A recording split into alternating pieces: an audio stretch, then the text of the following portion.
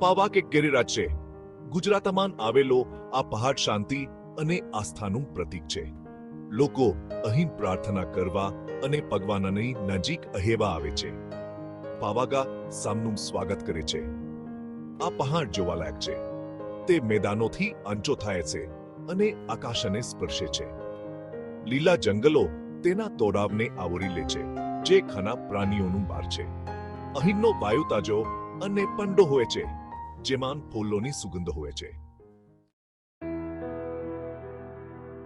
પાવાગઢની તળેટીમાં ચાંપાનેર આવેલું છે.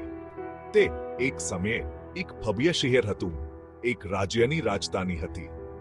આજે તે ખંડેરમાં છે, પરંતુ તે હજી પણ વાર્તાઓ કહે છે. તે રાજા અને રાણીઓની કથાઓ કહે છે, યુદ્ધો અને વિજયની વાતો કરે છે. આપણે તેના પથ્થરોમાં ભૂતકાળ જોઈ શકીએ છીએ અને હવામાં તેને અનુભવી શકીએ છીએ. ચાંપાનેર એક યુનેસ્કો વર્લ્ડ હેરિટેજ સાઇટ છે. આપના ઇતિહાસની યાદ અપાવે છે, શીખવા અને શોધવા માટેનું સ્થાન છે.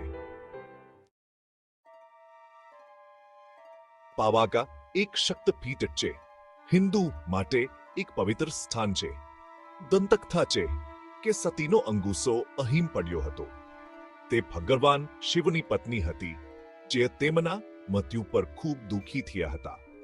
તેમણે તેમના શરીરને સમગ્ર બ્રહ્માંડમાં લઈ જવાનું શરૂ કર્યું. ભગવાન વિષ્ણુએ ભગવાન શિવના દુઃખને શાંત કરવા માટે તેમના શરીરના ટુકડા કરી નાખ્યા. તેમનો અંગૂઠો પાવાગઢ પર પડ્યો, જેનાથી તે શક્તિનું સ્થાન બન્યું. એવું કહેવાય છે કે દેવી અહીં નિવાસ કરે છે. લોકો દૂર દૂરથી પાવાગઢ આવે છે. તેઓ દેવીની પૂજા કરવા આવે છે, ભક્ત સાથે પહાડ ચચરે છે અને પ્રાર્થના કરે છે. મંદિર હંમેશા જીવંત રહે છે, ખાસ કરીને નવરાત્રિ દરમિયાન. નવરાત્રિ એ 9 દિવસનો તહેવાર છે, જે દુષ્ટતા પર સારાની જીતની ઉજવણી કરે છે. લોકો રંગબેરંગી કપડાં પહેરીને નાચે છે અને ગાય છે. વાતાવરણ આનંદથી ભરાઈ જાય છે.